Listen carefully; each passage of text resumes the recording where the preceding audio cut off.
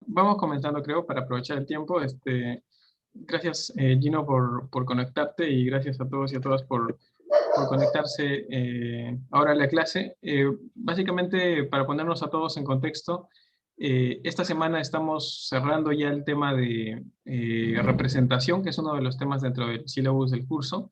No hemos tenido ya unos materiales revisados y una primera sesión de discusión, especialmente con los primeros conceptos del tema de representación.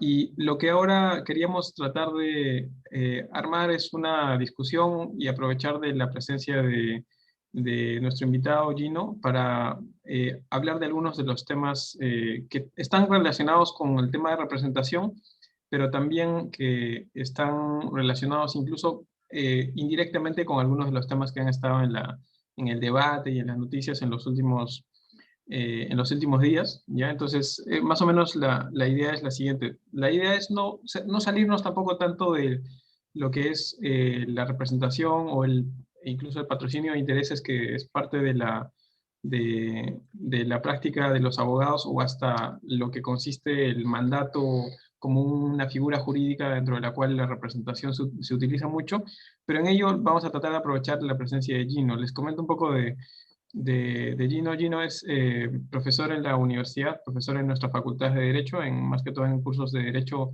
Procesal y de Derecho Civil. Gino es abogado por la universidad y también magíster en investigación jurídica, pero también por nuestra universidad. Y digamos, además de eso, bueno, es un prolífico autor de distintos temas jurídicos. A pesar de su juventud, ya ha escrito no sé cuántos artículos y libros, así que creo que sí se le puede llamar un prolífico autor, pero dentro de eso estuvo a cargo de la sección de la representación en una obra colectiva que hace un tiempo se está trabajando, que es el Código Civil Comentado, una actualización del Código Civil Comentado, y ahí la sección de representación estuvo a cargo enteramente de Gino, y digamos, ha hecho un análisis ya, digamos, exegético, artículo por artículo de esa sección, y vamos a tratar de aprovechar un poco de esa parte de lo que ha trabajado Gino, especialmente quizás tocando un poco lo último que creo que nos faltaba de lo que vimos el día sábado, que es la parte patológica, la parte problemática de la representación, el qué pasa cuando hay un defecto en la representación y qué es el remedio, qué cosas suceden en esas situaciones cuando alguien está actuando como si fuera representante y no hay un supuesto de representación. Es un poco eso lo que le pedí, que nos pueda mostrar al menos su opinión o su perspectiva a Gino, y de ahí la idea era también conectar eso un poco con lo que se está viendo ahorita en las noticias y en la vida política de nuestro país, porque Gino y yo, en realidad ambos en distintos momentos hemos tenido la oportunidad de trabajar en estudios de abogados, ¿no? Que son justo los que han estado un poco en los reflectores últimamente, y dentro de los estudios de abogados hay también alguna que otra cosa que hablar que está relacionada con esta lógica debajo de la representación, que es la representación de intereses o la actuación en interés de una persona, de un representado. Entonces creo que hay como para hablar un poco de esa experiencia, al menos de nuestros ojos, y conectarla con algo de lo que se está viendo en la práctica diaria. Especialmente, yo imagino que puede ser útil para muchos de ustedes que quizás están escuchando de esto en las noticias, pero que quizás no están familiarizados con cómo es la práctica profesional en el mundo del derecho. Así que quizás sería interesante también llegar un poco a eso en la conversación. Eso es un poco la idea, así que vamos a ver por dónde vamos. Así que yo te dejo, Gino, para que puedas hacer una breve presentación y sobre eso quizás ya cogemos la conversación. Bien, genial. Entonces voy a compartir pantalla solo para justamente abordar el tema que me has encargado ahorita. Y comenzamos, ¿sí? Y ya. Ok, nada, gracias. Primero que nada, gracias, José Carlos, por la consideración de invitarme. Me ayuda un montón porque me mantengo fresco este tema, que claro, no es tanto mi especialidad, yo estoy más metido en conflictos, litigios, arbitrajes, pero sí, o sea, trato de no perder de vista el derecho civil. Eso es lo primero. Hola a todos y todas, ya José Carlos me presentó. Igual voy a solo volver a reiterar unas cosas. Mi nombre es Gino Rivas y me enfoco principalmente en conflictos. Mi especialidad es teoría del conflicto. No soy un autor prolífico, creo que no lo soy. eh, por eso es que quiero hacer esa última precisión. Ahora, ya entrando al grano, porque el tiempo es oro y sé que muchos de ustedes querrán, aunque sea ver el segundo tiempo del partido, pues como les mencionó José Carlos y como me comentó a mí, ustedes han visto, se podría decir, los puntos centrales de la estructura, el contenido, las funciones y los fundamentos de la representación, ¿sí? Entonces, no, la idea no es reiterar esos puntos, la idea es que eso, o sea, la idea es entender que eso ya está cerrado y que las lecturas también han contribuido a ello, y quizá pasar entonces a una situación distinta, ¿sí? A una situación o a un tema, un subtema eh, diferente, que es justamente el de supuestos patológicos. ¿Qué pasa cuando en realidad esta construcción que ustedes han manejado sobre la representación se pone a prueba por ciertas situaciones que no están contempladas como las ordinarias y las ideales para que la figura se desarrolle sin mayor problema y sin ningún tipo de anomalía? Entonces, entramos precisamente a las situaciones patológicas de la representación, ¿sí? Y dentro de las situaciones patológicas de la representación tenemos dos grandes temas, ¿sí? Dos grandes temas. El primero es consiste en el representante aparente, el falso procurador, representante aparente. Y el segundo es el del representante que transgrede el interés del representado. Estas dos son situaciones, son dos bloques distintos, por eso los estoy separando, pero que curiosamente son tratados por el mismo artículo del Código Civil, pero en sí son dos bloques distintos, y ambos representan supuestos en los cuales, por una u otra razón, la figura de la representación se ve un poco rasgada, ¿sí? Ese es el término que voy a utilizar ahorita en términos generales, y ya cuando me meta a cada uno de los dos bloques, voy a utilizar quizá términos más precisos y más dogmáticos, por así decirlo. Entonces, pasamos por el primer bloque, sí, el bloque sobre el falso representante. La imagen quizá puede ser un poco exagerada, pero yo creo que ilustra un poco, la imagen ilustra un poco cuál es la esencia del falso representante. Es un sujeto que pareciera, estoy ahorita como que dando un pintazo general, pareciera ser un representante que tiene, entre comillas, todos los papeles en regla, pero no es así, ¿ok? Dentro de este concepto de de representante aparente, falso procurador, tenemos en concreto tres situaciones, supuestos específicos, ¿sí? Estos tres supuestos específicos, ahorita lo vamos a ver, solo quiero recordar el esquema simple y clásico. No me voy a meter al detalle porque ya lo vieron en clase antes, pero voy a solo mencionar el esquema simple y clásico del otorgamiento de poder. Un sujeto empodera a otro. Ese es en esencia el esquema simple, ¿sí? No hay mucho más que indicar bajo un pintazo, bajo una vista rápida. El acto de apoderamiento es un negocio jurídico unilateral, recepticio, todo lo que ustedes han visto definitivamente, pero en esencia es eso, un sujeto empodera a otro, ¿sí? Ese empoderamiento en teoría cumple con todo lo establecido para justamente surtir efectos. Los supuestos de falso procurador o representante parente implican cierta falencia o falla en este esquema simple, ¿sí? Y aquí vienen justamente los tres supuestos que están contemplados por nuestra norma y que en realidad son los manejados a nivel dogmático. Son los siguientes: poder inexistente en primer lugar, poder vencido en segundo lugar y poder insuficiente en tercer lugar, ¿sí? El primer supuesto de poder inexistente es bastante simple. Tenemos a un sujeto que se presenta como representante de otro, pero que en realidad no es representante. Y no solo no es representante, nunca fue representante.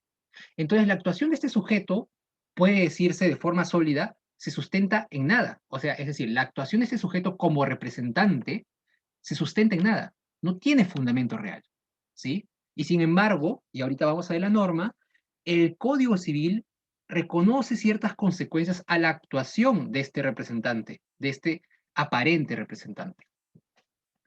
El segundo supuesto está muy enlazado al primero, se refiere al caso en el cual el poder así está vencido, es decir, el apoderamiento, este poder que se fue del encargado, ya feneció, ¿sí? Entonces, el sujeto que era representante efectivamente fue representante en algún momento.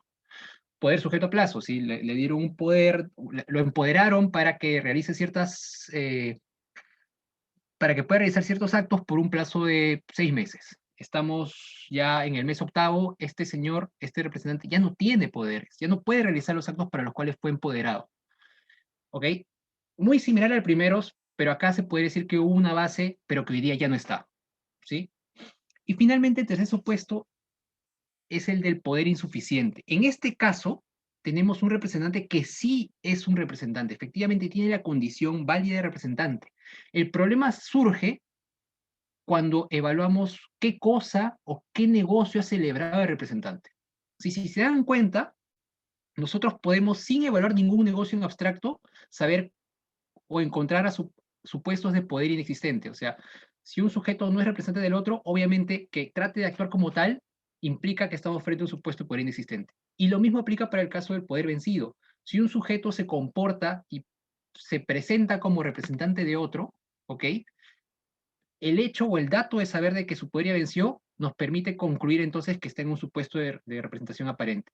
En el tercer caso, en realidad, en el tercer caso la situación es un poco distinta porque tenemos a un representante que sí es representante, ¿ok? Tiene un poder en su cabeza. El problema o dónde se verifica este tercer supuesto es cuando el representante celebra un negocio concreto que está fuera del ámbito de los poderes que tenía, es decir, fuera de los poderes que le delegó el representado. Entonces, si el representado le delegó al representante poder disponer de los bienes inmuebles A, B y C, y el representante transfiere el inmueble D de representado, está excediendo sus poderes, por ejemplo. Porque él nunca tuvo la atribución, mejor, nunca tuvo el poder, mejor, utilicemos el término específico, de transferir el bien D. Siempre pudo solo disponer de los bienes A, B y C. Para eso estaba apoderado. No fue apoderado para el bien inmueble D. Entonces, al hacer eso, al celebrar un negocio jurídico, una transferencia de propiedad, una compraventa, por ejemplo, sobre el bien D, está excediendo el ámbito de su poder. En estos tres supuestos, entonces, estamos frente a la figura de representante aparente, ¿sí? Y podemos pasar ahora entonces a ver qué dice el Código Civil sobre este punto. Pero creo que antes de meterme al Código Civil, en realidad me gustaría mencionar de que el tratamiento del falso representante es variado a nivel internacional. Es decir, si bien a nivel académico dogmático es bastante común, al menos en el derecho civil, o sea, en la tradición de derecho civil, derecho europeo, si bien es bastante común encontrar estos tres supuestos como que los clásicos y bastante bien delimitados, las consecuencias que se asignan a estos supuestos no necesariamente son las mismas aquí que, por ejemplo, en España o en Italia o en Alemania, ¿sí? Existe mucho debate y hasta ahora sigue corriendo sobre cuál debe ser la consecuencia para este tipo de casos. Es decir, ¿cuál debe ser la respuesta del derecho frente a la actuación del falso representante? Del representante aparente y del falso procurador. ¿Sí? Y las respuestas posibles oscilan, discúlpeme por la traba ahí, oscilan entre, por ejemplo, la nulidad, la anulabilidad, la ineficacia en sentido estricto. ¿Sí? Nosotros, el Código Civil peruano, ha optado por una opción específica. ¿Sí? Dice, y voy a leerlo porque es pequeño, entonces no se pierde mucho tiempo. Dice el artículo 161, el acto jurídico celebrado por el representante excediendo los límites de la facultad que se le hubieran conferido o violándolas es ineficaz con relación al representado, sin perjuicio de las responsabilidades que resulten frente a este y a terceros. También es ineficaz ante el supuesto representado el acto jurídico celebrado por persona que no tiene la representación que se atribuye. Entonces, el Código Civil peruano ha adoptado que la consecuencia de la actuación del falso procurador del representante aparente es la ineficacia, ¿sí? La ineficacia en cuanto a un sujeto específico, el representado. Esta opción también, y solo quiero detener un par de minutos ahí, porque la idea también es hacer que esta presentación sea corta. Esta, como las otras opciones, también puede ser sujeta a críticas, ¿sí? Una que se hace, por ejemplo, es cómo a un caso tan burdo como como el de poder inexistente, o sea, es decir, un caso en el cual el sujeto que se presenta como representante nunca fue representante, nunca tuvo ninguna atribución ni nada, es como que cualquier X se autodenomina representante de alguien, como un supuesto tan eh, groseramente claro, o fuerte, por así decirlo, tiene una sanción de este tipo, como la ineficacia. Porque la ineficacia significa algo. Ahorita vamos a ver eso también, ahorita lo voy a mencionar, ¿sí? O sea, también tiene consecuencias, mejor dicho, que está también reguladas en el Código Civil. No se preocupen, ahorita lo vemos. Entonces, qué quiero decir con esta pequeña mención o esta crítica en relación a un supuesto? Que la opción que tiene que ha escogido el legislador puede estar sujeta también a críticas y la conclusión que haría ahorita es la siguiente, que tenemos tres supuestos que en estricto son de gravedad distinta, ¿sí? No es lo mismo hablar de un supuesto en el cual el representante nunca fue representante, es decir, la palabra representante ni siquiera aplica, o sea, no es un representante, nunca lo fue, es un sujeto que se computa representante. No es lo mismo tener ese supuesto que tener el supuesto de un representante que excede sus poderes. Es una situación distinta, ¿sí? En cuanto a gravedad, por así decirlo, ¿ok? Entonces, la opción, esta consecuencia común para los tres puede estar sujeta a críticas válidas. Nos hace pensar también a nosotros, y con eso quiero cerrar este punto, ¿cuál debe ser realmente la sanción? Y primera pregunta, ¿la sanción debe ser la misma para los tres supuestos? Una pregunta con la que se puede empezar. Y segunda pregunta es, en todo caso, ¿cuál debe ser la sanción para cada uno de estos supuestos? Sea que elijan, que opten porque sea la misma o porque sea distinta, ¿cuál debe ser la sanción? ¿Cuál debe ser la respuesta, ¿sí? La respuesta jurídica a estas actuaciones de falsos procuradores, de aparentes representantes, ¿sí? Eh, Eso es este punto. En un momento seguimos con la idea de la ineficacia, ¿sí? Que es o sea, también tiene un significado, o sea, tiene un valor. No es lo mismo que se declare ineficaz con relación al representado, que, por ejemplo, no sería lo mismo esta opción, o sea, no es lo mismo tener esta opción a comparación de, por ejemplo, que el Código Civil hubiera establecido la nulidad, ¿sí? Las consecuencias son distintas, ¿sí? La ineficacia es una sanción que ahora vamos a ver también, se enlaza a o permite ciertas actuaciones posteriores del representado en relación a este sujeto que es un representante aparente. Pero ok, antes de meterme a eso, quiero cerrar el otro punto. Hablaba de dos bloques, ¿sí? Estamos ahorita en un bloque, en el bloque del falso procurador del representante aparente. El segundo bloque es el de representante que transgrede el interés del representado. Ok, es un segundo bloque, es un bloque distinto, ¿sí? Porque la dinámica es distinta, es diferente. Eh, pero, como les mencioné al inicio, lo interesante es que el supuesto del representante que transgrede el interés también está regulado aquí. Entonces, pasemos ahora a este segundo bloque, ¿sí? El supuesto de transgresión del interés. El representante transgrede, atropella, por así decirlo, ¿sí? Eh, el interés del representado. Es desleal en cuanto al representado, en cuanto al deber que tiene frente al representado, ¿sí? Y este supuesto, este bloque, mejor dicho, también está regulado en el artículo 161 del Código Civil. Porque el 161, lo leímos hace un rato, tiene una parte en la cual te dice el acto jurídico, bla, bla, celebrado por el representante, excediendo o violándolas, es decir, violando las facultades, es ineficaz. Esta partecita de o violándolas te jala a un tema que es distinto al del representante aparente. Nos lleva al tema del representante que transgrede el interés del representado, ¿sí? Eh, el representante se debe hacia el representado. El representante persigue los intereses del representado. ¿Ok? Eso, de una u otra forma, con estas palabras o con otras, seguro la han visto en las lecturas o en la clase que han tenido, en la clase previa a esta, ¿sí? Entonces, un representante que vaya en contra de los intereses del representado está o significa o constituye un supuesto de representación patológica.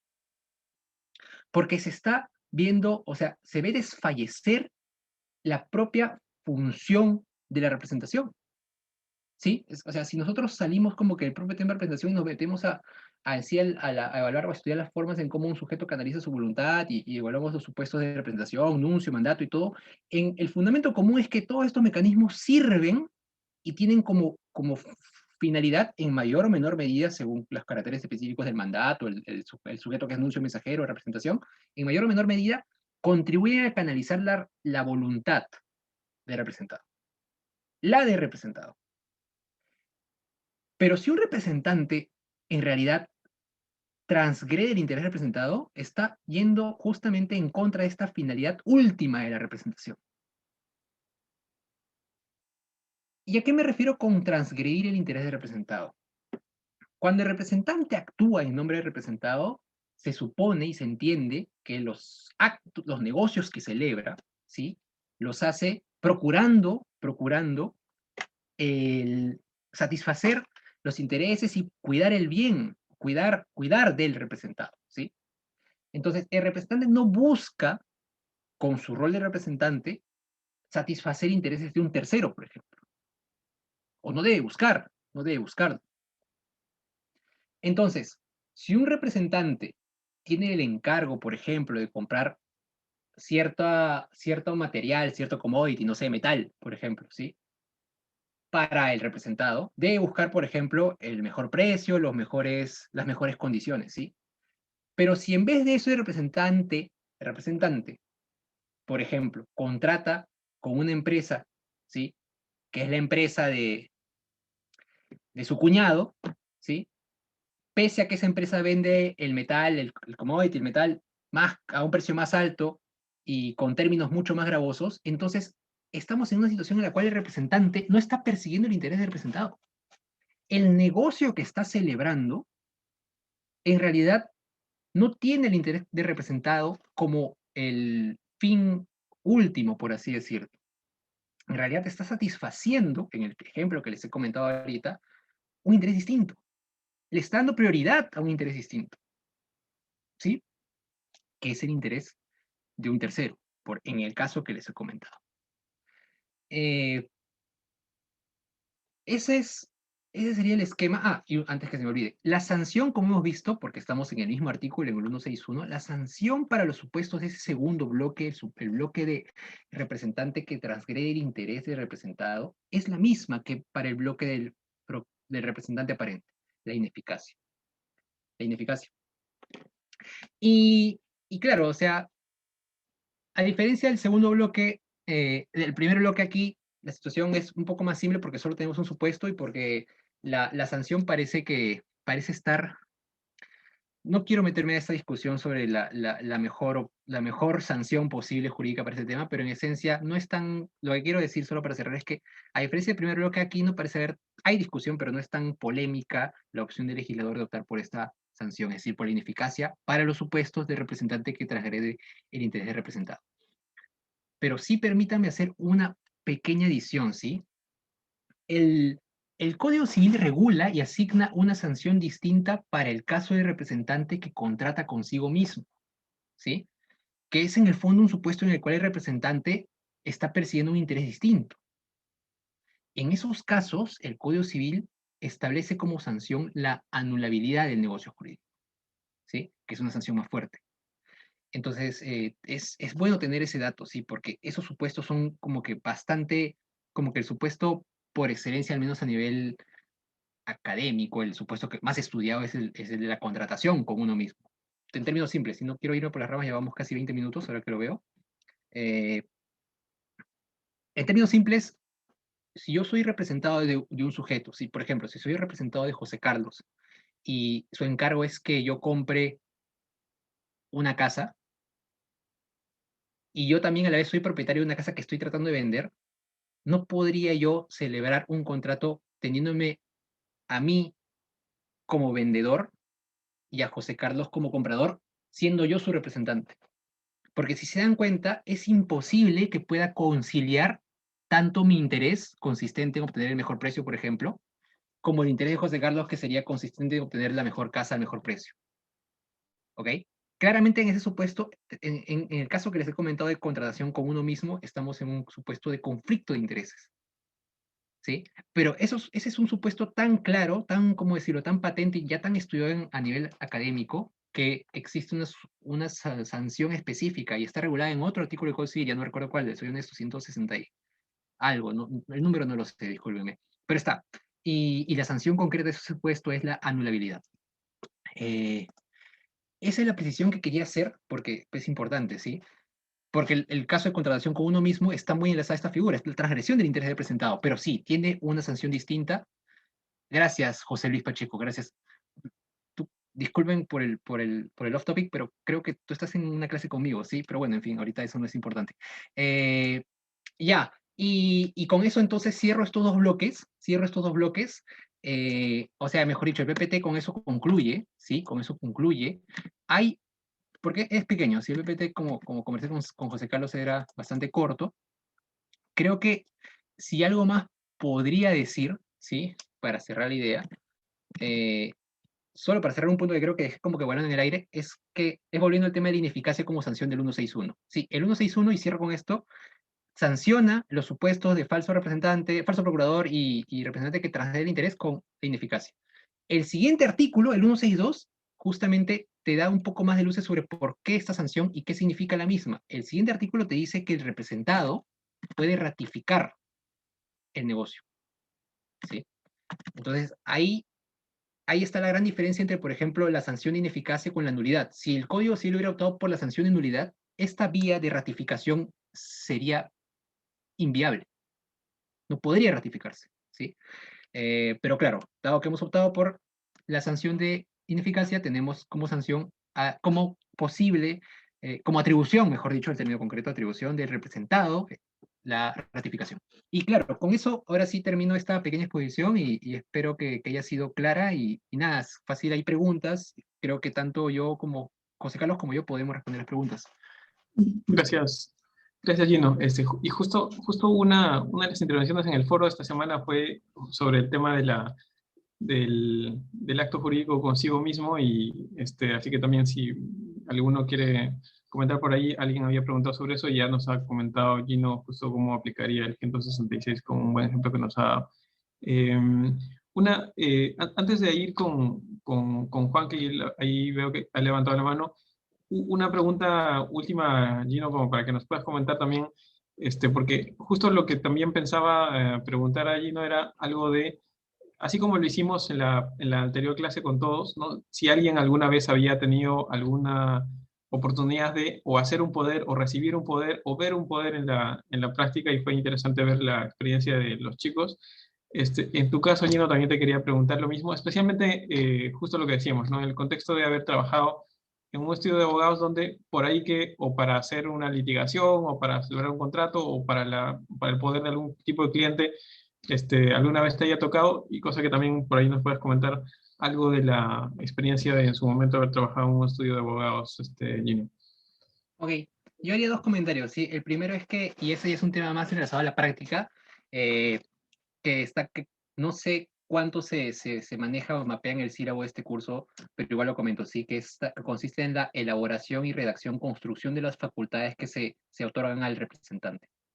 Sí, o sea, en la práctica, los poderes que se pueden otorgar a gerentes, directores, funcionarios, cualquiera, pueden ser bastante, ¿cómo decirlo, entre comillas, complejos. No entre comillas, sin comillas, ¿sí?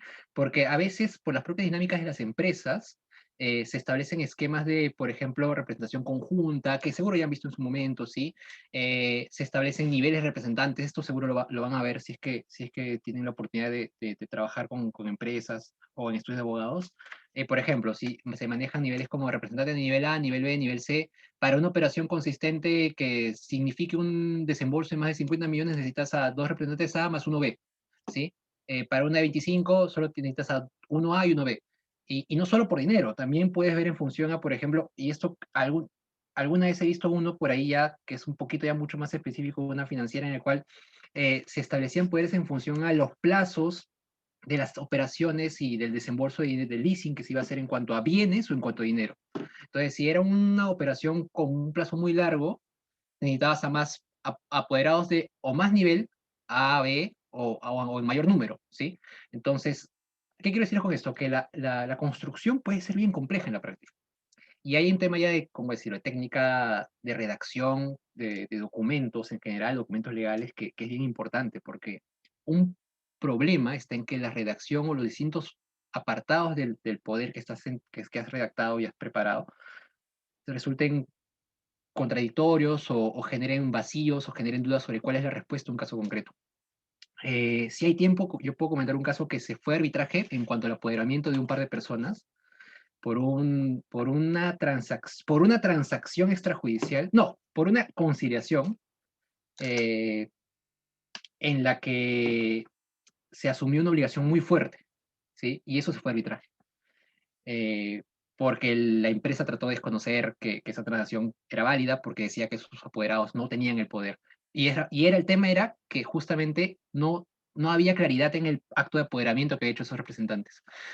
Entonces, la situación puede ser bien compleja y puedes tener casos realmente difíciles si es que no se redacta de forma adecuada esto.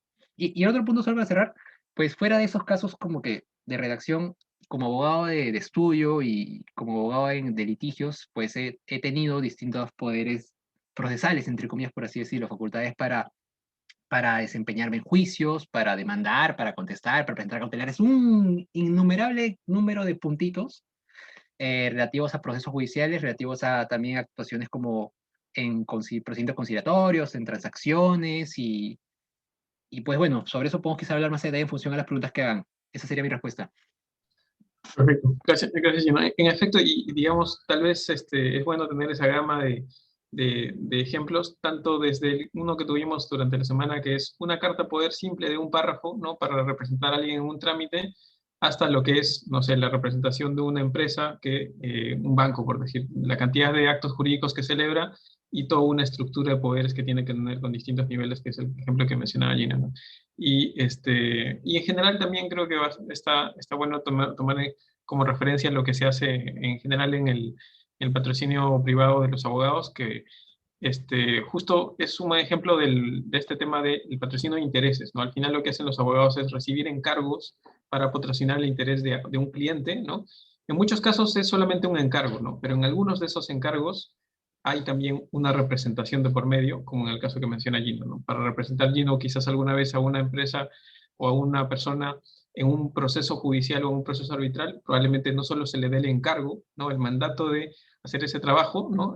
Seguramente remunerado, obviamente, evidentemente, sino también en muchos casos con la representación para que pueda actuar en nombre de esa entidad, ¿no? Entonces, es un contexto en el cual seguro que varios ejemplos pueden haber. Ahora sí, entonces lo abrimos a la conversación. Quizás comenzamos entonces contigo, Juan, para la pregunta que tengas y ahí vamos avanzando con todos. Juan, por favor. Sí, profesor, ¿qué tal? Buenas tardes también, Gino, un gusto. Mi pregunta iba relacionada al tema de la eficacia en el caso de los representantes aparentes, ¿no? O sea, tú preguntabas, ¿no? O sea, ¿por qué se da esto, no? Porque justamente el Código Civil haya previsto esta consecuencia para ese tipo de supuestos. Y tú mencionaste que era como que un tema de funcionalidad, ¿no? Para que darle la oportunidad al, al representado de poder ratificar el negocio jurídico efectuado. Pero a mí también se me ocurría que era así también porque también implica un supuesto de falta de legitimación, ¿no? O sea, o sea, no sé, porque es una persona que está efectuando un negocio jurídico cuando no tiene la aptitud, o sea, no tiene el título para efectuar ese tipo de negocios jurídicos y generar los efectos, ¿no? Y entonces eso también se sanciona con la ineficacia, y es el tercero legitimado, que en este caso sería representado, el que puede ratificar tal negocio jurídico, ¿no? Y mi segunda pregunta era también respecto al negocio al negocio jurídico consigo mismo, o sea, en el que el representante efectúa el negocio jurídico consigo mismo, o sea, con el poder. Si esto también sería un caso en el que se podría hablar de una cierta posibilidad de ratificación al sancionarse con anulabilidad, porque en caso no se pida la anulabilidad del negocio jurídico, este va a persistir, ¿no? Y digamos que eso puede ser interpretado como una confirmación por parte del representado de que está de acuerdo con que el representante haya efectuado tal negocio jurídico, ¿no? Que haya vendido su casa con el poder otorgado, ¿no? Porque, no sé, le parece bonita la casa de su representante, por ejemplo, no sé. Y, y ya, ok. A ver, sí, mira, sobre la primera pregunta, pues creo que el punto de partida aquí es el siguiente. Yo solo, o sea, lo que quiero decir es esto. Cuando hablé sobre justamente este cuestionamiento, esta crítica, es que en realidad, para que tengamos claro, cada una de las opciones, por así decirlo, cada una de las posibles opciones que tiene el legislador a disposición al momento de regular el tema, es decir, entre optar porque la sanción sea nulidad, anulabilidad o ineficacia en sentido estricto, tiene, por así decirlo, pros y contras y en función en específico de cada uno de los supuestos concretos del falso representante, del falso procurador a representante aparente, ¿sí? Eh, y reitero un poquito otra vez este tema sobre la gravedad o el nivel de magnitud de lesividad, por así decirlo, de los supuestos que están englobados bajo la figura de falso procurador. El primer supuesto en especial, por eso es que me gusta un poco hablar de él, es bastante, para mí, bastante burdo. Tienes un sujeto que nunca fue representante y se presenta como tal. Y es más, justo ahorita lo he buscado, no voy a decir, no me sé de memoria esta frase, pero la tengo aquí porque justamente la busqué hace un rato. Creo que José Carlos les deja como lectura el libro o fragmentos del libro de Leiser sobre negocio jurídico, de esta colección de lo esencial de derecho. Y por ejemplo, él en una parte hace crítica a esto, ¿sí? Justamente él critica la ineficacia y la consecuente posible ratificación para casos en los que en realidad el hecho es bien grave. Si él dice literalmente, me tomo la molestia de leerlo literalmente porque me parece importante, él dice, ofende al buen sentido postular que la farsa de un negocio celebrado con un delito de por medio, acá hablamos por ejemplo de falsificación de documentos, etc., y un sujeto que nunca fue representante se presenta, se puede enmendar con una manifestación de voluntad posterior del poder dante. Entonces, justamente, y cierro con esto la idea, y sé que quizá estoy solo reincidiendo en lo que dije en su momento, pero es como que quizá con esta nueva explicación pueda yo presentar mejor mi punto de vista. Es como que la ratificación, o sea, la ineficacia en sentido estricto y la consecuente atribución, la consecuente facultad de ratificar después, no parece ser realmente la mejor opción o no parece ser congruente con casos groseros de transgresión al marco normativo de representación. Es decir, casos en los cuales un sujeto en realidad nunca fue representante, incurre en un delito para justamente celebrar o materializar un negocio jurídico, y frente a una situación tan grosera y grotesca, la consecuencia establecida por el Código Civil es ineficacia en sentido estricto y representado a ratificar. Nuevamente, este es un tema de puntos de vista, ¿sí? No digo que yo esté en lo correcto necesariamente, la idea es justamente poder seguir conversando y evaluar y discutir sobre las opciones establecidas, las opciones posibles y la opción escogida por el legislador. Eso es lo primero. Sobre lo segundo, no sé si quizás, Seca, tú quieras decir algo sobre la segunda pregunta. Sí, justo estaba pensando el ejemplo que pone Juan de si siempre, digamos, ¿no? Tú me das un poder para yo buscar una casa para ti, ¿no? Y yo resulta que estoy en venta de mi departamento en el que estoy. Y sería quizás un caso típico de acto jurídico consigo mismo, negocio jurídico consigo mismo, y podría haber una acción, ¿no? Una pretensión de anulabilidad por parte tuya, ¿no? Pero estaba pensando, y no sé si era el ejemplo que ponía Juan, que si es que de algún modo hubiera alguna forma de identificar que tú estás ok con ese negocio jurídico, ¿no? Ya sea porque lo piensas luego, ¿no? O el ejemplo que estaba pensando, porque quizás las instrucciones que me diste a mí como representante, me dijiste, busca una casa que tenga estas características, que sea un departamento y que tenga este rango de precios, y con eso estoy ok. Podría tal vez no necesariamente darse esa situación, ¿no? En cierto modo estar excluido el conflicto de intereses, ¿no? O creeríamos que esa situación va a generar siempre un conflicto de intereses y siempre será anulable, ¿no? Ese es no sé si ese ejemplo se refería a Juan, pero creo que es interesante como pregunta ver si en ese caso realmente siempre habría un supuesto de anulabilidad en el negocio jurídico. Sí, es un buen punto, ¿ah? Creo que es fácil. Pongo acá en el chat el artículo 166 del Código Civil para que todos lo tengamos a la mano. Ahí está. Y efectivamente, como menciona Seca, y seguro a eso estabas apuntando ahorita, es que el 166 establece una regla general, que es la nulidad del negocio celebrado con uno mismo, ¿sí? Pero a la vez después establece algunas excepciones, ¿sí? Una de ellas es la que mencionaste ahorita, que el caso en el cual el representado te autoriza expresamente.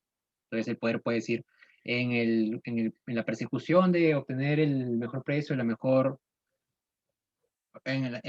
la búsqueda de obtener de lograr el objetivo de adquirir la vivienda, el representado manifiesta y declara ser consciente que el representante también tiene una vivienda que está en venta, que es esta la delimitas correctamente, y el precio de mercado está por acá, queda a libertad de representante definir cuál es la mejor opción posible, o que sea. O sea, es una reacción que puede ser más complicada, ¿sí? Porque estás tratando con un tema que ya es más sensible, pero sí, o sea, el representado puede autorizar expresamente al representante.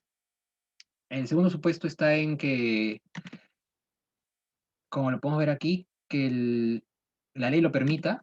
Y el tercero, que creo que es el que permite hablar de zonas un poco grises o encontrar supuestos más difíciles, o más debatibles, mejor dicho, está en la última parte, ¿sí? del 166, que dice, ok, el contenido del acto jurídico hubiera sido determinado de modo que excluya la posibilidad de un conflicto de intereses. Solo quiero dar un ejemplo para ilustrar esa última parte, ¿sí? Y vuelvo al tema del metal y todo eso, porque durante un tiempo vi muchos casos de compraventa de metal, entonces se me ha quedado grabado eso. Entonces, tenemos un representado que está metido en el mundo de adquisición de metal. Sí, el representado fabrica rieles, entonces necesita un montón de metal. Y le da representante un poder para que compre metal. No señala pues el costo exacto, ni el precio, ni la cantidad. Es un negocio dinámico. El tipo compra en función a las necesidades y es algo bastante rápido. O sea, la naturaleza del negocio y la necesidad del metal es tan variable que establecer parámetros no es adecuado, ¿sí?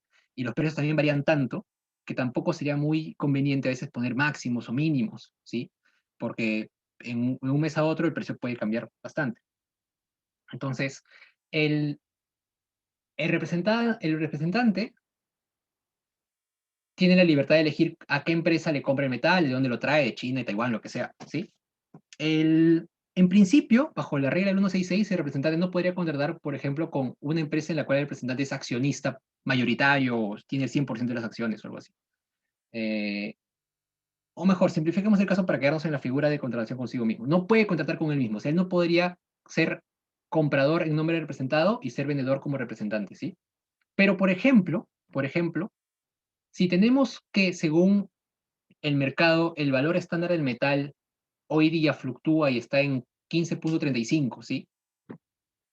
Y el representante compra el metal de sí mismo a 15.35, entonces uno puede decir que en función a parámetros objetivos del mercado, el representante no ha transgredido y no ha afectado el interés del representado.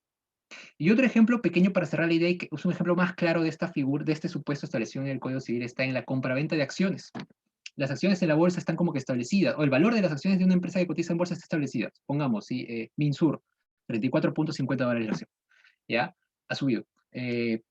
Entonces, si el representante le dice al representado, compra acciones de Minsur, y el representado, que justamente, dijo lo mismo, si el representado le dice al representante, compra acciones de Minsur, y el representante, justo casualidades de la vida, tiene acciones de Minsur, y él transfiere al representado, siendo él el que está actuando en nombre del representado, al precio que está en la bolsa 34.50, ahí estamos en el supuesto establecido justamente que podemos ver aquí en el chat de la última parte del 166. O sea, es difícil que alguien pueda decir que ha transgredido el interés del representado, porque si iba a comprar en bolsa las acciones de Minsur ese día, entonces iba a estar 34.50. Compró al precio de mercado. Es un supuesto, estos dos casos ayudan a ilustrar un poco más esta idea de cuando el contenido ha sido determinado de forma tal que excluía la posibilidad y todo eso. Eso. Gracias, Gino. No sé si hay alguna otra pregunta, comentario de los temas que ha presentado Gino o de los temas de la semana. A ver, José Luis y luego Victoria. Primero José Luis. Hola, buenas noches, profesor Lleno, ¿cómo está? Una consulta. El caso de los apoyos para personas los apoyos que son designados por personas que tienen problemas neurológicos, este, se puede decir que si un apoyo, mejor dicho, si un representado celebra, no un representado, a ver, voy a plantear la pregunta. Si una persona con problemas neurológicos celebra un contrato con su apoyo, ya sea una transferencia o puede ser una herencia, ¿aplicaría acá una posible mala representación también? ¿O es otra figura? Porque yo sé que tengo entendido que el apoyo no es lo mismo que un representante, pero ¿podría haber ese conflicto, profesor? Ya, yo no soy experto, quizás sé que así tenga más luces al respecto, porque, te soy honesto, no estoy muy metido en la regulación de los apoyos, tengo una idea bien general, pero hasta lo que sé o lo que yo entiendo es que efectivamente la figura de representante no debe equipararse a la figura del apoyo. Claro. Bajo la reglamentación, bajo la regulación actual del Código Civil, la norma establece o la regla es que el sujeto con discapacidad manifiesta su voluntad. Sí, no requiere de otra persona para manifestar su voluntad. ¿Ok? El apoyo contribuye de una forma que nada tiene que ver con la propia voluntad, la formación de la voluntad y la manifestación en sí. Nuevamente, discúlpeme, no estoy tan preciso aquí, pero entiendo que no es lo mismo y por lo tanto. Dale, Seca. No, tal cual lo dijiste, y también, por cierto, creo que en el foro también hubo una pregunta relacionada a eso, y tal cual lo menciona Gino, la lógica de los apoyos es diferente a la de la representación, justo porque la idea con, digamos, la regulación actual, no la regulación anterior, sino la regulación actual del tema de los apoyos y las personas con discapacidad es que son personas con plena capacidad, no hay ningún cuestionamiento en eso, digamos, ahora ese es del punto del que se parte, ¿no? Y más bien, si es que en algún caso necesitan algún tipo de apoyo, es un apoyo para igual ejercer sus derechos en la vida civil, ¿no? Y no es nada más que eso, ¿no? Un apoyo para seguir ejerciendo en plena capacidad sus derechos, pero sí hay excepcionalmente situaciones en donde a ese apoyo se le puede considerar o designar como un representante, excepcionalmente, ¿no? Y ese es el ejemplo de, digamos, alguien que, por decir, ha entrado en situación de coma, ¿no? Y tenía un apoyo designado previamente, y ese apoyo, en ese caso donde está esa persona en situación de coma, ese apoyo sí puede ejercer el apoyo con representación, ¿no? Entonces, ¿el apoyo siempre es representante? No, ¿no? Pero el apoyo puede ser algunas veces representante, sí, ¿no? Y ahí viene ya dependiendo del caso y dependiendo también de lo que haya decidido la persona. Eso para complementar, pero creo que como lo que dijiste, Gino, por cierto. Gracias, José Luis. Vamos con Victoria. Sí, tengo una duda al respecto en el caso de un falso representante. En cualquiera de los tres supuestos, si el acto jurídico realizado se declarará ineficaz, ¿qué sucede con el tercero? O sea, con quien ha contratado, con quien ha celebrado un contrato que en realidad actuó de buena fe y no sabía esto. ¿Existe alguna manera de subsanar lo que se ha realizado a causa de este contrato? Y ya, a ver, el punto de partida estaría, como para empezar y recordando un poco lo que hemos visto ahorita, es que entre comillas, la forma de, lo ideal sería de cara para el tercero. Lo ideal de cara para el tercero es que el representado, en un supuesto de representación aparente, ratifique el negocio. Entonces, si el representado ratifica el negocio, el tercero ya no se ve afectado ni perjudicado por esta situación patológica, ¿sí? Porque efectivamente, como señalas, el representante, el tercero que contrata con el falso procurador, con el representante aparente, podría haber actuado de buena fe y podría de forma legítima desconocer que en realidad este señor o nunca fue representante, o lo fue, pero ya no lo es, o en realidad es representante, pero no tiene los poderes suficientes para la celebración del negocio que ha, eh, que ha celebrado este representante. Sí, exceso de poderes. Eh,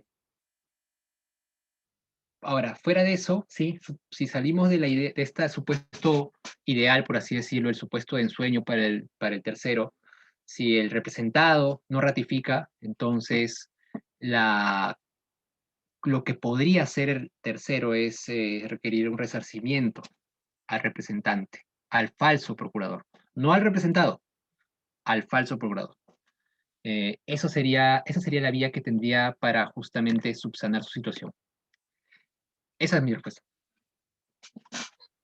Y quizás ya lo que estarán viendo quizás en otro curso es si ya hubiera una situación de terceros de buena fe que adquieran derechos y demás, hay algunas reglas por ahí en reales, en derecho registral, que pueden proteger a un tercero, ¿no? Que ha actuado de buena fe, pero ya cumpliendo varios otros requisitos, ¿no? Pero en principio, la regla, digamos, que al menos tenemos que nosotros tener en cuenta es la que ha dicho Gino, que es eh, si la respuesta es la ineficacia, no hubo una ratificación, entonces ese tercero, en cierto modo, sí, va a verse perjudicado y lo único que le va a quedar es una acción de pedir los daños, ¿no? Que le han generado esta persona que actuó cuando no tenía representación. Vamos con Juan.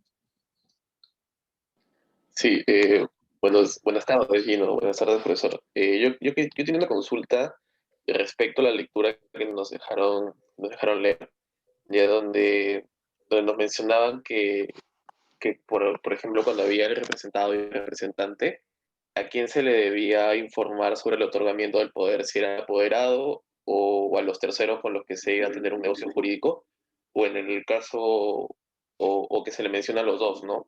Y mencionó Gino que en la lectura que a su juicio era el apoderado el que debía ser informado, pero yo tenía una consulta, porque por ejemplo, muchas veces cuando algún compañero en letras no ha podido recoger su examen, ya nos daba un poder para recogerlo en la ventanilla y nosotros debíamos ir o sea, con un comunicado, con algo que verifique que efectivamente teníamos el poder, ¿no? O sea, si teníamos capacidad para ir a recogerlo, la señorita de ventanilla no nos iba a dar el documento si no acreditábamos esa capacidad o la facultad que nos habían transferido. Entonces yo quería saber por qué usted consideraba que era netamente con que se le notifique al apoderado y no a la persona con la que posiblemente se va a realizar un negocio jurídico.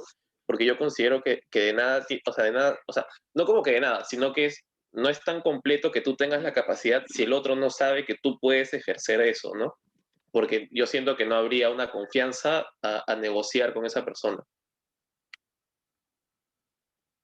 Ya. Ok, a ver, ese tema me obliga un poco a refrescar conceptos, ¿sí? Solo para ubicarnos bien, estamos hablando de un supuesto, estamos hablando concretamente de qué subtema específico, ¿revocación? Pero Aquí. les dejé, sí, un comentario que nos habías mandado de la revocación del poder, que es el Claro, 149, ¿no? ajá, Y claro, de entender que el poder puede ser revocado en cualquier momento, ¿no? Y creo que sí es una pregunta, digamos, válida de, puede ser revocado el poder en cualquier momento, pero ¿cómo queda el tercero, ¿no? ¿Cómo queda el tercero que no estaba al tanto de que el poder se está siendo revocado, ¿no? Un poco eso sí tratamos en la última sesión, porque en sí ese artículo 149 del que les dejé un comentario de Gino que tenía algunos alcances sobre algunos temas, no puede leerse solo, sino tiene que leerse con el 152, que es el tema de, y bueno, y ahí es meterse, digamos, en conocer un poco el código, que al final ya es una cuestión más de estar al tanto de los artículos y demás, porque es más bien, no sé si por ello va también la pregunta, pero es el 152 el que te dice más bien si la revocación debe comunicarse a los terceros también, ¿no? No es obligatorio, ¿no? Y ahí tiene una cierta regulación, pero si es que no le avisas a todos, ahí puedes estar en una situación, medio complicada porque luego no lo vas a poder oponer a terceros, ¿no? Esa concordancia del 149 y 152 es posiblemente lo que responda a lo que preguntaron recién, pero no sé si sobre eso algo adicional que tú cuando estabas viendo estos artículos hayas visto, Gino, pero me parece que por ahí va el tema. no, sí, sí, no tengo mucho que añadir, en verdad. Efectivamente, la lectura es conjunta y quizá una falta mía está ahí en que cuando te pasé ese artículo, debí recordar que hay una parte, digo como que, creo que digo, estoy casi seguro que digo como que esto se enlaza con el 152 y me remito al 152 o algo así, entonces tendrían que ir juntos, pero sí, tu respuesta es correcta, leemos juntos y bueno, aprovecho y pongo acá en el chat el 152 para que por si alguien quiere tenerlo ahí a vista. Y con el 152 creo que la duda se resuelve. Sí, Claro. Ujú. Ahí dice, en la revocación comunicada solo al representante no puede ser opuesta a terceros que han contratado ignorando esta revocación.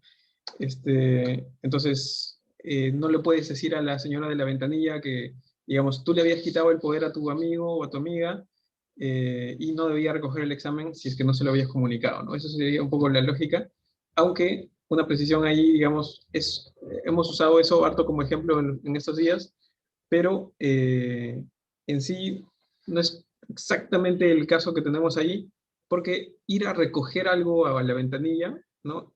No es en sí un negocio jurídico, ¿no? Es algo que quizás se podría parecer un negocio jurídico, pero no es un negocio jurídico, ¿no? Entonces, pero creo que la lógica está ahí, así que más o menos va por ahí.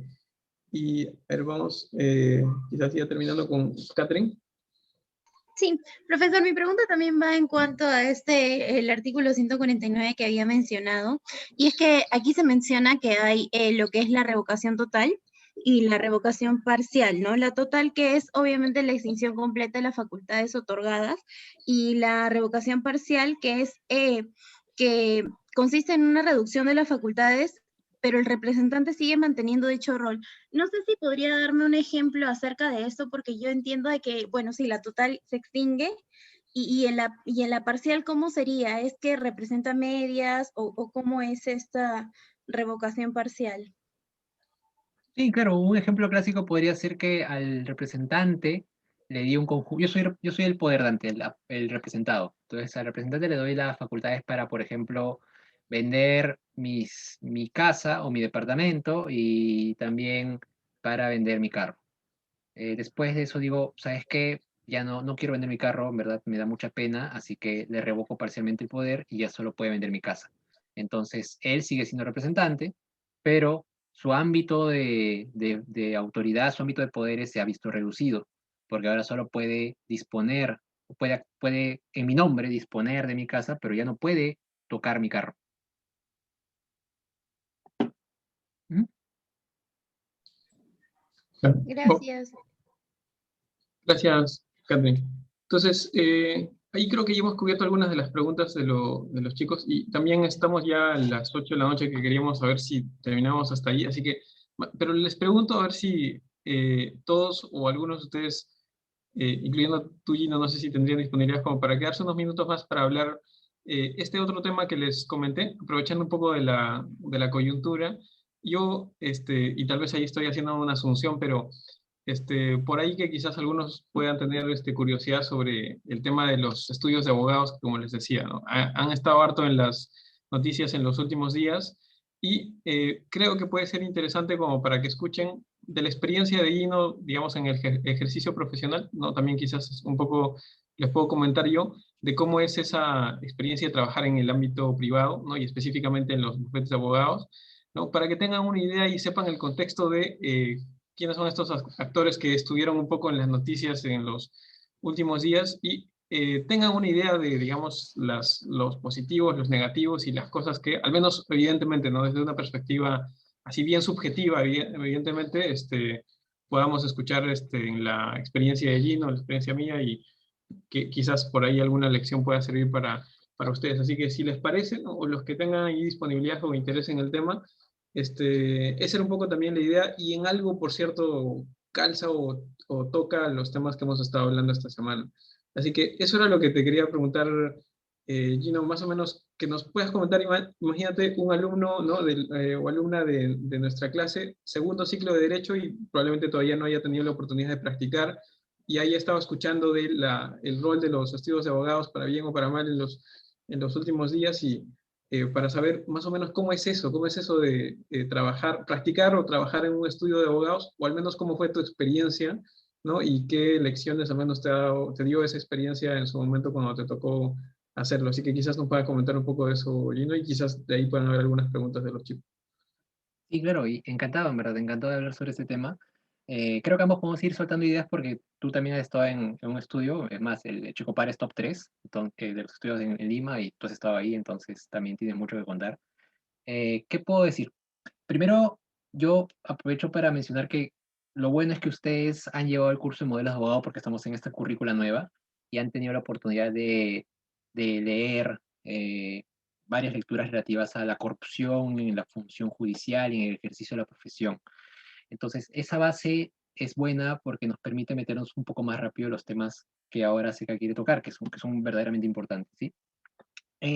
La primera idea dos cosas que puedo decir, sí, una coloquial y una más como que más científica, entre comillas. Y la coloquial es que hay una idea que pueden tener que surge, por ejemplo, de ver series como Suits, y uno imagina que el rol del abogado de estudio es una cosa súper increíble, ¿sí? Llena de prestigio y de operaciones muy sofisticadas, un mundo lleno de personas inteligentes, todos compitiendo siempre dentro de los cánones éticos, pero compitiendo y sacando lo mejor de cada uno de ellos, ¿sí? Esa es una visión que será parcial, at best, que es parcialmente aceptada, ¿sí? Hay muchas cosas que no se ven en las series y que uno recién descubre cuando empieza a trabajar. Antes de ya hablar o soltar anécdotas, o no anécdotas, pero contar un poco más a detalle el día a día o la práctica, el otro punto que quiero mencionar es justamente ese punto entre comillas científico. Estábamos hablando sobre representación, ¿sí? Y efectivamente cuando a un abogado lo apoderan para que represente a un cliente en un proceso judicial, como cualquier otro representante, recuerden, tiene un deber general de perseguir el interés del representado. Entonces yo cuando era apoderado de la empresa minera ABC, tenía bajo las reglas del Código Civil, un deber de perseguir ese interés. Pero claro, entonces la idea que quiero añadir aquí es que entramos, no solo ya llega acá otro tema grande o otra rama grande, que es la de la ética y el rol del abogado. Entonces, en adición a los deberes comunes de cualquier representante, de cada representado, tenemos deberes especiales, ¿sí? Y ahí viene incluso algo que podría considerarse un choque, ¿sí? Porque si bajo el Código Civil, bajo la normativa civil, yo tengo como deber perseguir el interés del representado, podría decir, bueno, entonces mejor voy a nadar todo lo posible con tal de ayudar al representado, con tal de defender a mi cliente, voy a hacer todo lo que tenga que hacer con tal de sacar el mejor resultado para él. Pero es que ahí es donde justamente llegamos a un choque con ciertas normas y reglas que vienen ya no del derecho civil, sino de la ética y la corrección profesional, relativa justamente a los límites en el ejercicio de la profesión y también, naturalmente, en el ejercicio de esta representación que uno tiene. ¿Hasta qué punto podemos, en pos de perseguir el bien de nuestro cliente, podemos tratar, moldear, por ejemplo, las normas en un caso, hasta qué punto podemos utilizar los recursos? Ahorita estoy hablando de un proceso judicial, de dinámicas judiciales o arbitrales. Y no solo ello, la situación actual incluso nos permite añadir una pequeña arista. Si se pone a pensar, es distinto representar a un cliente en un arbitraje, que es una dinámica a puertas cerradas, donde básicamente el resultado le importa solo a las dos partes. O sea, lo que suceda al final en el laudo no va a afectar a nadie más. Entonces, si yo soy un abogado payaso, ¿sí? Y llego al extremo de mentir, de inventar, de presentar pruebas adulteradas y todo eso, el único que se va a ver afectado es la contraparte. Nadie más. Y bueno, yo, y claro, incurro en sanciones éticas, pero no afecta a nadie más. Eso no es lo mismo al deber que uno tiene cuando está en un proceso judicial que involucra un interés social o un interés público, ¿sí? No sé cuál es el término preciso.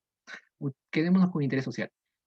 Entonces, cuando hay un interés social en juego, y aquí me permito solo añadir una palabrita más porque no quiero tampoco tocar el tema real, cuando, por ejemplo, tenemos a la democracia en juego, probablemente estos deberes sean mucho más fuertes, ¿sí?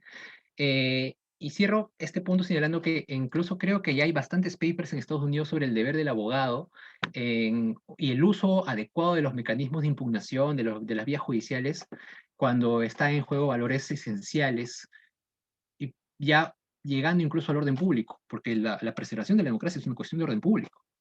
Y claro, entonces estamos hablando de palabras mayores, de temas verdaderamente centrales. Y eso en realidad ya podría a partir de acá contar quizá más cosas del día a día, de lo que ha sido justamente este ejercicio profesional, pero creo que te puedo dar el pase seca para que tú también sueltes tu punto de vista. Sí, sí, gracias, Gino. Sí, creo que, a ver, quizás un par de cosas que también les comento. Una es que, digamos, en la Facultad de Derecho de la Católica, ¿no? Y ojo que eso es algo bien particular de nuestra facultad. No es lo mismo en muchas otras facultades en Lima y creo que mucho menos en provincias, ¿ya? Entonces ahí probablemente hay que acotar lo que estamos hablando a nuestro contexto particular. El practicar y luego trabajar en estudios de abogados, ¿no? Es usualmente una línea de carrera interesante que le llama la atención a uno y en la cual personalmente además yo estuve, ¿no? Entonces es una línea de carrera interesante, apetecible y en verdad genuinamente interesante, para mí lo fue. O sea, para mí fue una experiencia muy, muy rica por la cantidad de temas que se ven, es una cosa bien especializada, se ven temas interesantes y eso, por cierto, digamos, yo lo he apreciado como una experiencia buenísima para mí. Pero lo que creo que es una cosa buena a considerar es algo de lo que menciona Gino, que es, digamos, esa perspectiva de lo interesante de trabajar en un estudio de abogados, siento que está cambiando poco a poco, siento que está yendo poco a poco hacia otras posibilidades y me alegra eso porque yo siento que últimamente escucho más a gente que está con mayor sensibilidad o apertura a trabajar y a buscar un trabajo en otros ámbitos, ¿no? Que podría ser tal vez el ámbito académico, el ámbito del sector público, el ámbito de una ONG, ¿no? o un ámbito interdisciplinario que podría combinar varias cosas, ¿no? Y eso me llama mucho la atención, porque por más interesante que fuera tal vez un contrato en el que yo participé o un informe legal que en algún momento hice, una cosa que tiene, para bien o para mal, el trabajo en los estudios de abogados es un poco lo que mencionabas, Gino, que es el tema de estás representando los intereses de alguien, ¿no? Y usualmente la repercusión de tu trabajo va a ser la repercusión en un negocio particular, en una empresa particular o en una operación en particular, ¿no? Cosa que no sucede necesariamente cuando estás tal vez trabajando en incidencia pública, quizás en una ONG, o tal vez en el sector público donde tal vez el resultado de lo que tú propongas va a ser una nueva norma que va a impactar a mucha gente, ¿no? Para bien o para mal, ¿no? Entonces, eso es una lección ya mirando las cosas hacia atrás que creo que es bueno que la tomen en cuenta los chicos. Y eso también, yo lo veía muy relacionado al tema de la semana porque al final es el interés que uno está representando cuando está en un estudio de abogados de alguien en particular, ¿no? Y eso es algo que también no hay que perder de vista. A veces los estudios de abogados han tenido una cierta autoridad, no, la tienen totalmente hasta ahora, yo creo. Tienen una cierta autoridad, digamos, a veces los estudios de abogados y los abogados de estudios de abogados para la opinión respecto de algún tema en particular del derecho, ¿no? Por ejemplo, si ustedes miran Enfoque Derecho o miran IUS 360, ¿no? Los portales de nuestra facultad, van a ver que se invita, ¿no? A un abogado que es un abogado de un estudio de abogados, ¿no? El estudio de tal apellido, ¿no? Y se opina respecto de la conveniencia o la no conveniencia de una norma o de una modificación legislativa o de una jurisprudencia, ¿no? Y está bien, o sea, usualmente son abogados de una gran preparación, pero lo que no hay que perder de vista es que usualmente lo que un abogado de estudio tiene como característica es que representa intereses, ¿no? Entonces, y esa representación de intereses muchas veces de una manera natural o a veces imperceptible va a sesgar la propuesta, ¿no? La propuesta o la opinión sobre algo, ¿no? Y posiblemente en algunos casos eso sesgue en algo la opinión hacia un determinado grupo de interés, que es los que usualmente van a ser los clientes, los que normalmente van a ser los clientes de un estudio de abogados, ¿no? Y es bueno tomar eso en cuenta para, en su caso, hacer los contrapesos, tal vez, de opinar, de conseguir opiniones distintas, ¿no? Digamos, no tomar a face value, ¿no? Como que de frente dado lo que un estudio de abogados dice o opina, o lo que un abogado de estudios de abogados dice u opina, ¿no? Sino más bien entender su rol, ¿no? O sea, en modo alguno quitarle la voz, ¿no? Pero entender el rol que tiene un abogado dentro de un estudio de abogados como patrocinante de intereses, ¿no? Y eso a veces yo creo que se nos pierde de vista, ¿no? Pero fuera de eso, creo que sí es, sí, de todas maneras es una carrera interesante que en algún momento aseguro muchos de los que están acá la van a atravesar. No sé si algo más por ahí que quieras comentar, Gino, o alguien que tenga alguna duda, alguna pregunta de lo que haya estado pensando sobre esto, o alguien que esté ya con las ideas ya de practicar pronto y que quizás nos quiera comentar o preguntar algo sobre el tema. Y yo creo que este es el momento bien para que las y los estudiantes se suelten. Es una gran oportunidad porque aquí estamos dos personas que ya hemos pasado por este mundo, se podría decir, y hemos sobrevivido. O yo lo veo así, por lo menos. Así que nada, suelten sus preguntas porque acá yo creo que podemos hablar con confianza y dar respuestas sinceras.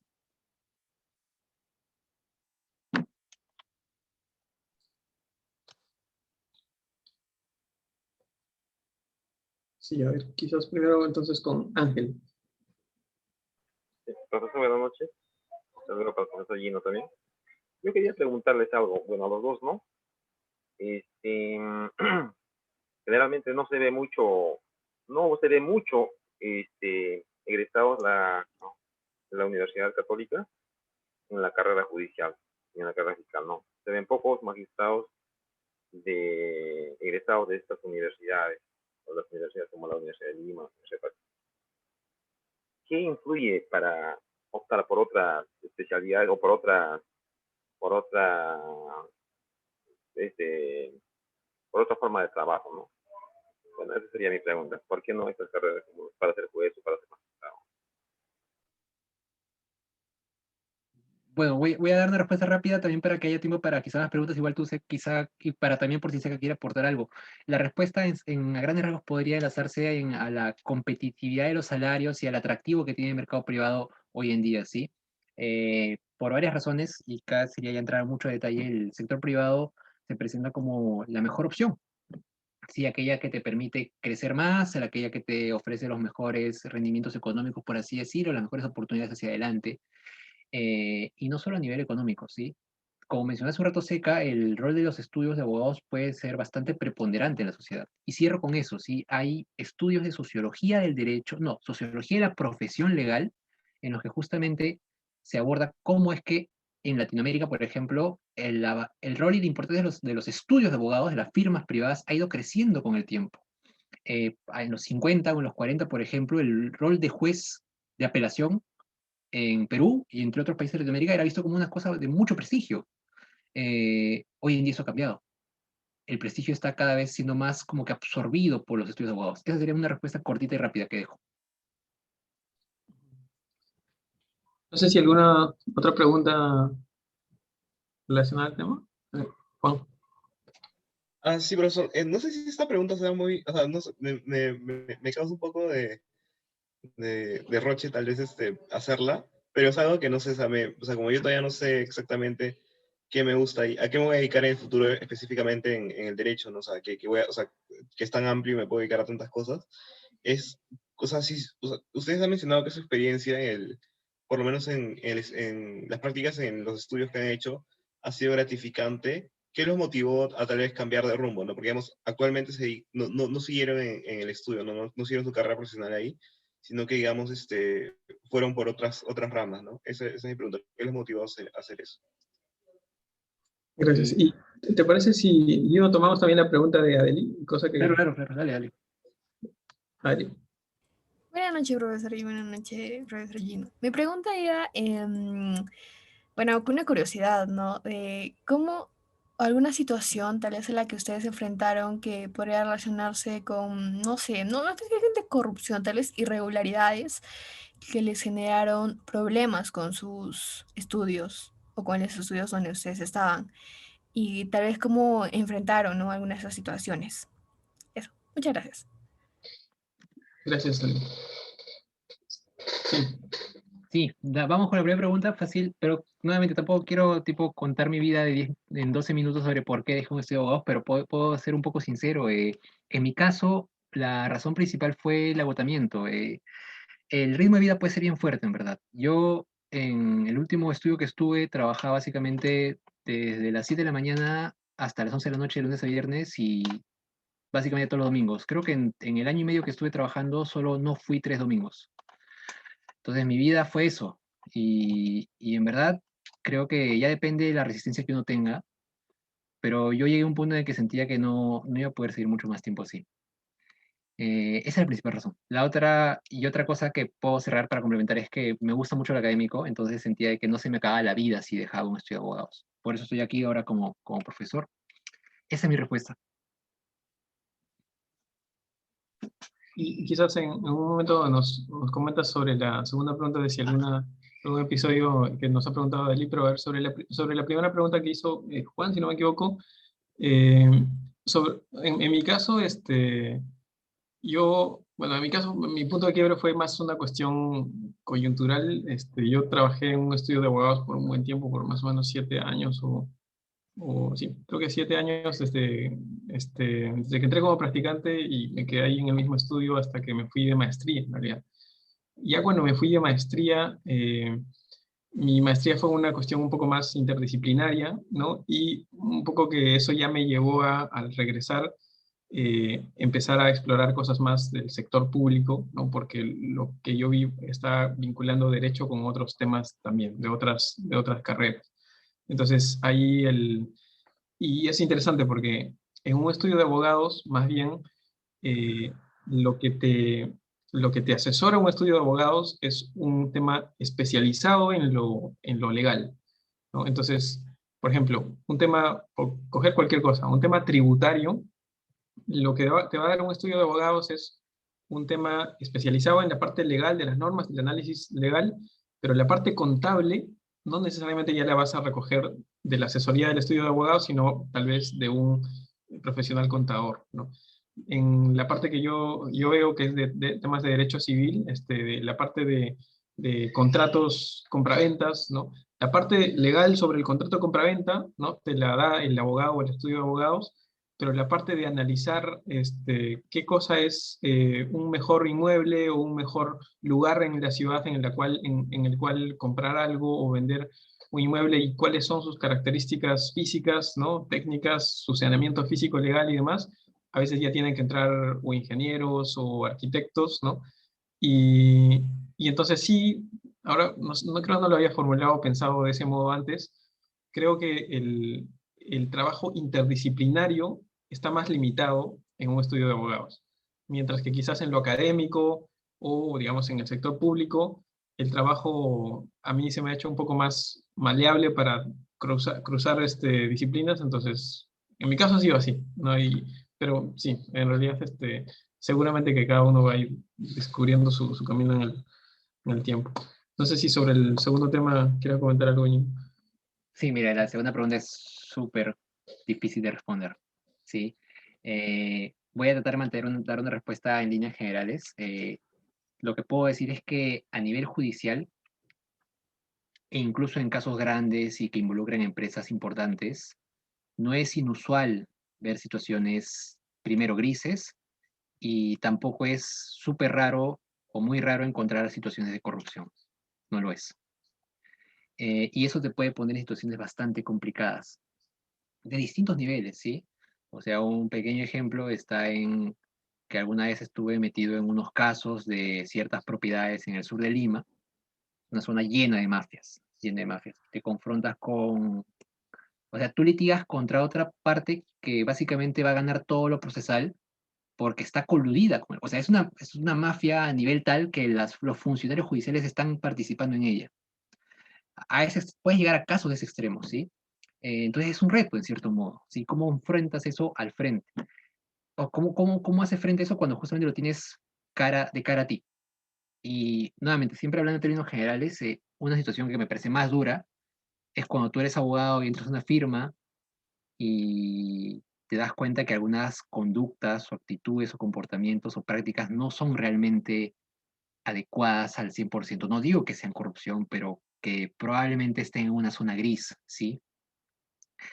Y esa zona gris podría dar pase, y tú sientes que podría dar pase a que hay algo más. O sea, es como que tú ves la zona gris y no sabes si sigues avanzando por esa zona gris, encuentras una zona ya que no es gris, sino que estás frente a algo más crudo, por así decirlo. Para un abogado, bueno, en mi caso, sí, que yo no he sido socio, nunca he llegado a eso, he sido un asociado de un estudio, he estado en distintos estudios, ¿sí? Para un abogado que es un asociado y que básicamente está como que en el último eslabón, es un poco difícil. O sea, creo que te puede chocar, te puede chocar. Yo, por lo menos por suerte, nunca he tenido la difícil situación de confrontarme con corrupción de parte de las personas con las que he trabajado, pero les aseguro que son situaciones muy complicadas que uno puede vivir. Conozco muchas personas que lo han vivido. Esa sería mi respuesta, en verdad. Sí, en verdad, una pregunta bien difícil. O sea, en sí, en mi caso, digamos, un caso directo en el que yo me haya visto en una situación, un predicamento así, no me ha sucedido, pero sí, lo que sí he presenciado, y sí he presenciado muy cotidianamente, es que, eh, digamos, tal vez sin caer en una situación de corrupción, también porque en mi caso yo trabajé en áreas que veían temas de contratos, o sea, por ejemplo, yo no vi mucho litigación ante el Poder Judicial, ¿no? O salí mucho a la calle, en mi caso era mucho bien de oficina y bien de hacer contratos una persona con otra persona, una empresa con otra persona. Eh, pero sí, una cosa que creo que es clara que yo vi en los estudios de abogados es que usualmente los clientes van a ser empresas. No sé, el 90% de los clientes de los estudios de abogados grandes son empresas, ¿no? Que son los que pagan mayores honorarios, ¿no? Y una cosa que es cierta, y nadie estaría descubriendo nada nuevo, es que las empresas, los empresarios, y digamos la gente más pudiente, tienen mayor llegada, ¿no? A los tomadores de decisiones, a las autoridades, ¿no? Y eso significa, para ponerles un ejemplo, en algún caso alguna vez, ¿no? De los distintos o cientos de casos que alguna vez me habrá tocado ver, alguna vez había un tema de el permiso para poner un aviso o algún tipo de instalación en un inmueble, en la pared de un inmueble, en un negocio, en alguna parte en San Isidro seguramente. Y entonces esa es una regla que le aplica a cualquier hijo de vecino, digamos, ¿no? A cualquier ciudadano, ¿no? A cualquier propietario, ¿no? De que tiene que poner determinada instalación en tal lugar de su pared, ¿no? Pero no siempre es lo mismo lo que puede hacer un empresario que quizás tiene más llegada a las autoridades, ¿no? En ese caso yo vi que lo que hizo este empresario fue decir, no, ¿cómo puede ser? Le voy a mandar una carta al alcalde. Y le mandó, en efecto, una carta al alcalde, ¿no? Diciéndole esta regla está mal, ¿no? Y entonces, y ahí viene el tema. Todos tienen la misma posibilidad de llegar o a las autoridades, a las autoridades políticas, o a veces también a las autoridades o los funcionarios públicos, o a otras personas que tienen poder de decisión en la sociedad de una manera igual, ¿no? Y la respuesta, al menos para mí me queda claro que no, ¿no? Que quienes tienen más posibilidades económicas o tienen un determinado estatus social, que en muchos casos es un albur, ¿no? No es un estatus o una situación económica, digamos, que haya venido del mérito propio, sino a veces, muchas veces, de cuestiones casuales como en qué ciudad naciste o en qué situación te tocó, ¿no? Te tocó estudiar, te tocó desenvolverte, no tienen la misma llegada, ¿no? A los que al final toman las decisiones, ¿no? Y es así, ¿no? O sea, uno sabe que al presidente de la República, una vez que lo eligen, seguramente le puede dar una llamada a un empresario de los 5 grupos económicos más grandes del país, ¿no? Y esa llegada no lo tiene, ¿no? Cualquier persona, cualquiera de nosotros, ¿no? Que es un ciudadano común y corriente, digamos, ¿no? Eso sí lo he visto harto. Y eso sí hay. ¿Y en qué punto eso se vuelve una cuestión ilegal? ¿No? Seguramente no ilegal en muchos casos, pero injusta yo creo que sí. Injusta en muchos casos yo creo que sí. Y eso es algo que ojalá de algún modo vaya cambiándose, ¿no? Pero yo creo que va a pasar mucho. Eso es un problema, digamos, no solamente de los estudios de abogados, sino de la sociedad en general.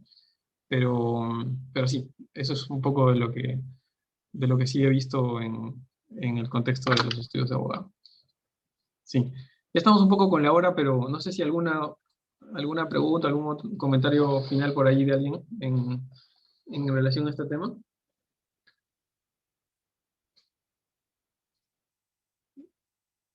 Ya, si no, entonces, sí, no sé si algunas palabras finales de parte tuya, Gino, para ya con eso cerrar. No, en verdad nada, solo gracias por la invitación, Sega, y en verdad me parece bacán, y también lo comento con las y los estudiantes, que des estos espacios para salirse un poco del tema como que puramente dogmáticos, de pura dogmática seguir y abordar cuestiones que están conectadas, porque dan un mejor panorama para todos sobre los temas en sí. Eso, y bueno, gracias a las y los estudiantes por escucharme y por escucharte. Gracias, Gino, y bueno, gracias a todos por la atención, así que bueno, ya nos vemos entonces con el resto, con los de la clase el día sábado, así que unos aplausos virtuales a Gino por su participación. Gracias, Gino. Ya nos vemos entonces en la siguiente. Adiós. Muchas gracias, profesor, muchas gracias, Gino, hasta luego, cuídense. Gracias, profesores. Gracias, profesor. Muchas Gracias, Gino. gracias. Bye. Gracias, profesor Gino.